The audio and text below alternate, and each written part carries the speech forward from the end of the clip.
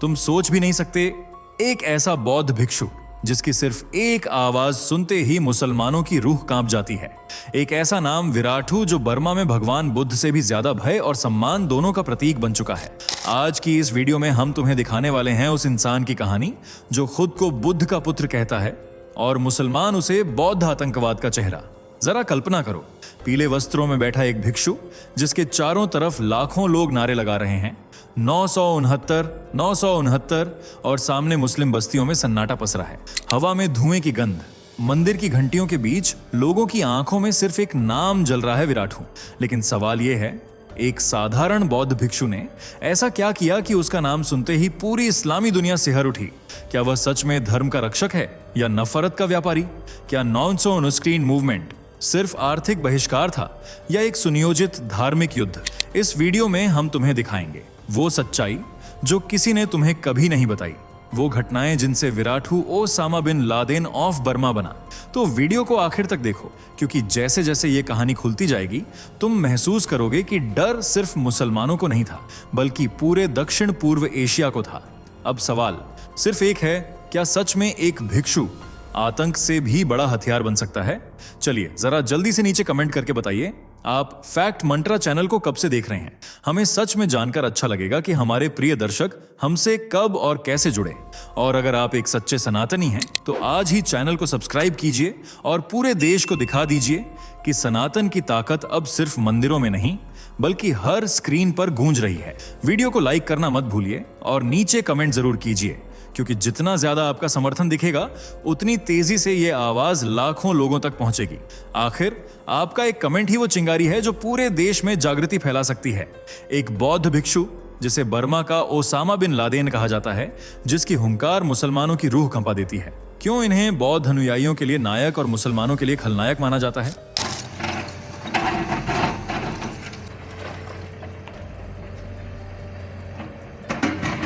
क्या है 969 मूवमेंट जिसने मुसलमानों का आर्थिक बहिष्कार किया? कौन है विराठू? क्यों भिक्षु होने के बावजूद इन्हें जेल की हवा खानी पड़ी? क्यों है इनका मुसलमानों से 36 का आंकड़ा? जानने के लिए वीडियो में आखिर तक बने रहें।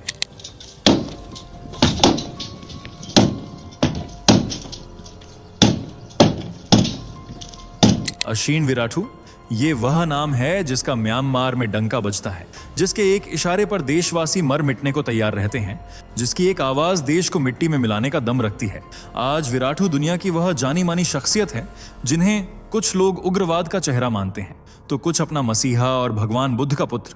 लेकिन ये हैं कौन और कैसे इतने प्रसिद्ध हुए? फ्लैशबैक में चलते हैं साल 1968 की ओर, जब विराठू ने बर्मा, जिसे अब म्यांमार कहा जाता है, में मांडले के पास एक गांव में पहली बार एक बौद्ध परिवार में आंखें खोली।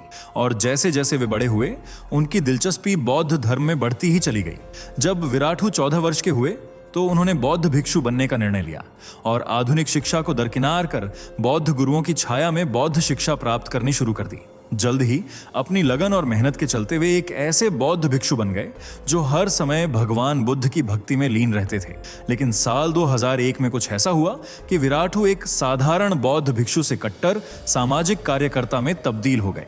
दरअसल साल 2001 में आतंकी तालिबानियों ने अफगानिस्तान में भगवान बुद्ध की प्रतिमा को तहस नहस कर दिया था।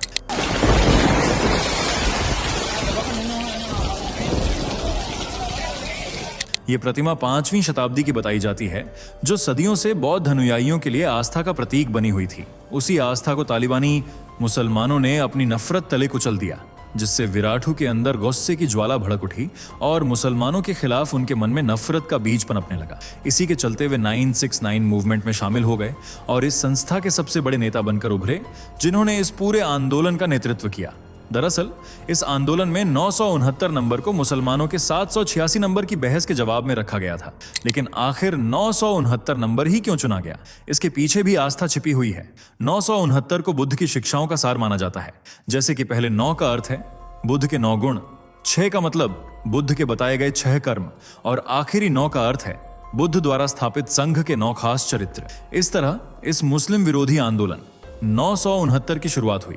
जिसका उद्देश्य था मुसलमानों का आर्थिक बहिष्कार। विराटू ने अपने समर्थकों से कहा कि सच्चा देशभक्त वही है जिसके पास 969 नंबर है, इसलिए आप लोगों को सिर्फ उसी दुकान से सामान खरीदना है जिस पर 969 नंबर हो, उसी रेस्टोरेंट में खाना खाना है जिसने 969 का ठप्पा लगाया हो, कपड़ों से लेकर जरूरत के सामान, गाड़ी तक पर 969 नंबर की मोहर लगने लगी और मंदिरों से लेकर पब्लिक प्लेस की दीवारों, दुकानों, स्कूल बैग, कपड़ों, हर जगह 969 नंबर चमकने लगा, जबकि मुस्लिम दुकानों पर सन्नाटा पसर गया। 969 नंबर न अपनाने की वजह से लोग उनकी शॉप्स पर जाना और सामान खरीदना बिल्कुल बंद कर दिया। आलम यह था कि पूरे पूरे दिन मुस्लिम दुकानें वीरानगी में डूबी रहती थीं, जिससे मुसलमानों की आर्थिक स्थिति बिगड़ने लगी।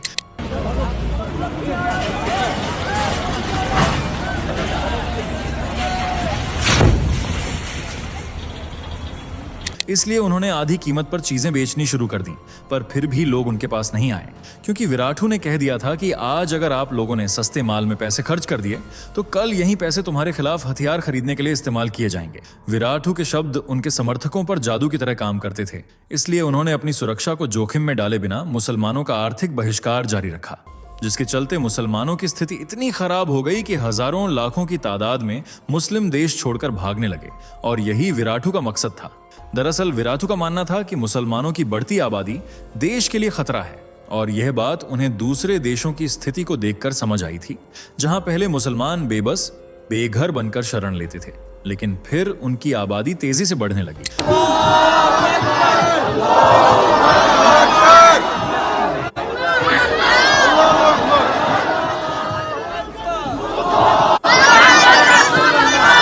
और स्थानीय धर्म का प्रभाव कम, जबकि इस्लाम का प्रभाव बढ़ने लगा और स्थानीय परंपराएं, मूल धर्म खतरे में आ गया।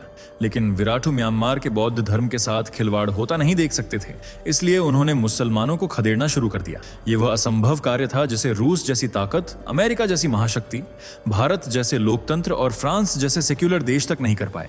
लेकिन विराटू की एक हुंकार मुसलमानों का तबादला करने के लिए काफी थी। इस आंदोलन की वजह से करीब 10 लोग मारे गए, जबकि हजारों बेघर हुए, जिससे म्यांमार की सामाजिक और आर्थिक स्थिति बद से बदतर हो गई, और अंततः सरकार ने हिंसा फैलाने के आरोप में विराटू को मुख्य आरोपी घोषित किया और साल 2003 में 25 साल के लिए उन्हें जेल की सलाखों के पीछे डाल दिया। लेकिन 25 साल की यह सजा 8 साल बाद ही खत्म हो जाती है, और साल 2012 में विराटू जेल से बाहर कदम रखते हैं। यह दिन म्यांमार में त्योहार की तरह सेलिब्रेट किया गया, क्योंकि बौद्ध अनुयायियों के मसीहा, जिन्हें वे भगवान बुद्ध का अवतार मानते थे, वे उनके बीच वापस आ गए थे। लोगों के इस प्यार को देखते हुए विराटू अब धार्मिक बंधनों की सीमा से बाहर निकलकर सामाजिक गतिविधियों में भी शामिल हो जाते हैं, और इस तरह म्यांमार में एक खूंखार बौद्ध धर्म का रक्षक खलनायक अंदाज में दुनिया के सामने आता है। और साल 2012 में ही विराटू वह चेहरा बन जाते हैं जिसे नेशनल से लेकर इंटरनेशनल खबरों तक ने अपने फ्रंट पेज पर छापा। इसकी वजह था विराटू का खूंखार रूप और उनके कुछ सख्त कदम। बात है म्यांमार के पश्चिमी हिस्से में बसे रखाइन प्रांत की, जहां बौद्ध धर्म के साथ साथ मुस्लिम धर्म भी अपना खास प्रभाव रखता है।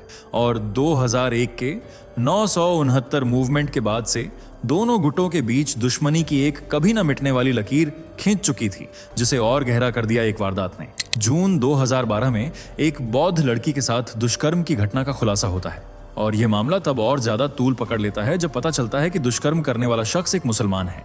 बस फिर क्या था, यहीं से बौद्ध और इस्लाम दोनों धर्म आमने सामने आ जाते हैं। नफरत और विवाद की यह आग देखते ही देखते रखाइन प्रांत के साथ साथ म्यांमार के दूसरे हिस्सों में भी तेजी से फैलने लगती है। इस नफरत की आग में घी डालने का काम करती हैं कुछ झूठी अफवाहें, जिसका परिणाम यह होता है कि साल 2015 में यह नफरत ज्वालामुखी बनकर फूट पड़ती है। दरअसल 2015 में दोबारा वही 2012 वाली घटना दोहराई जाती है, जिसमें फिर से एक मुस्लिम युवक ने एक बौद्ध लड़की के साथ गलत काम किया था। जब यह खबर बौद्ध धर्म के अनुयायियों तक पहुंची तो मामला और गर्मा गया, और विराटू ने भी सोशल मीडिया पर कई भड़काऊ ट्वीट किए, जिससे बौद्ध अनुयायियों को आगे बढ़ने की हिम्मत मिली। इसके बाद विराटू ने अनेक स्टूडेंट्स और अपने समर्थकों के साथ मिलकर मुसलमानों के खिलाफ एक रैली भी निकाली, जिसके चलते रखाइन प्रांत दंगों की आग, बदले की भावना और मुस्लिमों के खिलाफ विवादित बयानों से जल उठा। हालांकि बाद में यह खुलासा भी हुआ कि 2015 में हुई घटना केवल एक अफवाह थी, लेकिन तब तक मामला हाथ से निकल चुका था। विराटू के भड़काऊ भाषणों ने बौद्ध अनुयायियों के दिलों में मुसलमानों के खिलाफ इतनी नफरत भर दी थी कि वे अब एक पल भी मुसलमानों को अपने देश में बर्दाश्त नहीं करना चाहते थे। उन्होंने अपने भाषण में कहा था, आपके अंदर दया और प्रेम भरा हो सकता है, लेकिन इसका मतलब यह हरगिज नहीं है कि आप किसी पागल कुत्ते के बगल में सो जाएं। इस भाषण में विराटू ने पागल कुत्ते को मुसलमानों से जोड़ दिया था। इसी तरह विराटू ने मुसलमानों को भेड़ियों से जोड़ते हुए कहा था कि मुसलमान भेड़ियों की तरह हैं, जो तेजी से अपनी आबादी बढ़ाते हैं, हिंसात्मक गतिविधियों में लिप्त रहते हैं और आसपास के जानवरों को अपना शिकार बना लेते हैं, संसाधनों को बर्बाद कर देते हैं। विराटू यह भी कहते हैं कि मैं सिर्फ अपने प्रियजनों की रक्षा करता हूं, जिस तरह आप लोग करते हैं। मैं सिर्फ लोगों को मुसलमानों से आगाह करता हूं। सोचिए, अगर आपके पास कोई कुत्ता होता और कोई अजनबी शख्स आपके घर में दाखिल होता तो वो कुत्ता आपको आगाह करता। मैं भी बस वही कुत्ता हूं जो बौद्ध लोगों को मुसलमानों से आगाह कर रहा हूं। विराटू के शब्द इतने गहरे और सटीक होते हैं कि लोग उनसे खुद को आसानी से जोड़ लेते हैं। यही वजह है कि विराटू के भड़काऊ भाषणों के चलते साल 2017 में म्यांमार में भयानक दंगे देखने को मिले थे। इस दौरान रोहिंग्या मुसलमानों का खुलकर विरोध हुआ, जिन्हें हर देश दरकिनार करता है।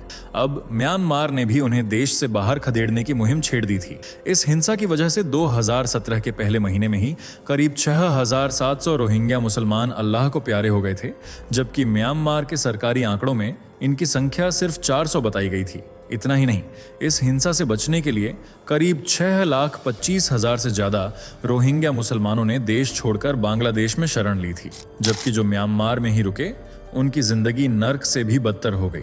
न तो उन्हें खाने को खाना था, न सिर ढकने को छत, रोजगार भी उनसे छीन लिया गया था। इस तरह आर्थिक, सामाजिक और धार्मिक भेदभाव के चलते रोहिंग्या मुसलमानों का म्यांमार में रहना मुश्किल हो गया था। इस हिंसा को कई अंतर्राष्ट्रीय न्यूज चैनलों ने भी कवर किया था, जबकि मीडिया रिपोर्ट्स ने इस हिंसा का श्रेय विराटू को दिया, जिनकी वजह से म्यांमार धार्मिक दंगों की आग में झुलस रहा था। कुछ मीडिया रिपोर्ट्स ने विराटू को एक खलनायक, हिंसा फैलाने वाली शख्सियत और उग्रवाद का चेहरा बताया, जबकि कुछ ने तो उन्हें बर्मा का बिन लादेन तक कह डाला था। टाइम मैगजीन ने अपने कवर पर विराटू की तस्वीर छापते हुए उस पर लिखा था, the face of Buddhist terror, यानी बौद्ध आतंकवाद का चेहरा। ये पढ़ते ही विराटू के समर्थक टाइम मैगजीन के दुश्मन बन गए। न सिर्फ इस मैगजीन के खिलाफ मोर्चा खोला गया, बल्कि सरकार ने भी इस आर्टिकल के लेखक को मुंह तोड़ जवाब देते हुए राष्ट्रपति की तरफ से एक बयान जारी किया, जिसमें विराटू को भगवान बुद्ध का पुत्र बताया गया। इस तरह जिसने भी विराटू के खिलाफ आवाज उठाई, उसके खिलाफ विराटू के समर्थकों ने मोर्चा संभाल लिया, और इसी समर्थन और प्यार की वजह से विराटू भी एक साधारण बौद्ध भिक्षु से म्यांमार की वह ताकत बन गए जिनके आगे बड़ी बड़ी हस्तियां भी चाय कम पानी थीं। उनके भड़काऊ भाषणों की वजह से फेसबुक ने भी उन्हें बैन कर दिया था और सफाई में कहा था कि फेसबुक की तरफ से उन्हें कई बार चेतावनी दी गई थी, लेकिन विराटू ने एक भी नहीं सुनी, जिसके चलते अंत में विराटू का अकाउंट ही बैन कर दिया गया। लेकिन क्या विराटू यहां रुकने वाले थे? बिल्कुल नहीं। विराटू सिर्फ धार्मिकता की सीमाओं में ही नहीं बंधे हुए हैं, बल्कि उनकी पहुंच राजनीति से लेकर व्यवसाय तक में देखने को मिलती है। इसका जीता जागता सबूत मिला साल 2014 में, जब म्यांमार ने मुस्लिम देश कतर की टेलीकम्युनिकेशन कंपनी को मोबाइल सर्विस से जुड़ा ढांचा तैयार करने का कॉन्ट्रैक्ट दिया था। यह डील कतर की कंपनी और म्यांमार सरकार के बीच हुई थी, लेकिन जब पेट्रियोटिक एसोसिएशन ऑफ म्यांमार नाम के संगठन को इस बात की भनक लगी तो उन्होंने इस कॉन्ट्रैक्ट को रद्द करवा दिया, क्योंकि कतर एक मुस्लिम देश है और यह संगठन मुसलमानों को किसी भी तरह की आर्थिक मदद न पहुंचाना चाहता था, न ही उनसे कोई मदद लेना चाहता था। दरअसल यह संगठन भी विराटू का ही है और सरकार ने भी इस संगठन की बात मानकर कतर की कंपनी के साथ डील को कैंसिल कर दिया। इससे आप अंदाजा लगा सकते हैं कि विराटू कितनी ऊंची हस्ती हैं, जिनकी एक ना और एक हाँ पूरे देश पर गहरा प्रभाव डाल सकती है। इसलिए कोई भी उनसे पंगा लेने की गुस्ताखी नहीं करता, और मुसलमानों के बीच तो विराटू का इतना खौफ फैला हुआ है कि वे उनके सामने सिर उठाने की हिम्मत तक नहीं करते। म्यांमार का दूसरा सबसे बड़ा शहर है मांडले, जहां एक जेल में अंग्रेजों ने कभी बाल गंगाधर तिलक को कैद करके रखा था, लेकिन आज यह शहर विराटू की वजह से सुर्खियों में बना रहता है। यहीं पर उनके मठ का मुख्यालय स्थित है। जब आप इस मठ के दरवाजे पर जाएंगे तो आपको कुछ खूनी तस्वीरें दिखाई देंगी। बताया जाता है कि ये वे बौद्ध लोग हैं जिन्हें मुसलमानों ने बेरहमी से मौत के घाट उतार दिया था, और आज यही तस्वीरें मुसलमानों की क्रूरता की कहानी बयान करती हैं। अतीत में जहां मुसलमानों ने बौद्ध और दूसरे धर्मों के लोगों पर अत्याचार की दास्तान लिखी थी, अब विराटू उन्हीं से अपने लोगों का चुन चुन कर बदला ले रहे हैं। आज इनकी लोकप्रियता इतनी है कि इनके एक इशारे पर लोग कुछ भी करने को तैयार रहते हैं। ये बौद्ध लोगों के लिए संरक्षक हैं, तो वहीं मुसलमानों के लिए बुरा काल, जिनसे मुसलमान थर थर कांपते हैं। वैसे क्या आप भी विराटू के समर्थक हैं? अपनी राय कमेंट में जरूर बताइएगा। अगर वीडियो पसंद आई हो तो इसे लाइक और शेयर करें। साथ ही चैनल से जुड़े रहने के लिए चैनल को सब्सक्राइब करके बेल आइकन को प्रेस कर लें। धन्यवाद। दोस्तों, आपके स्क्रीन पर 2 और वीडियो दिख रही हैं, जिसे देखने के लिए आप स्क्रीन पर क्लिक करें। दोनों देखिएगा, बहुत अच्छी वीडियो बनी है।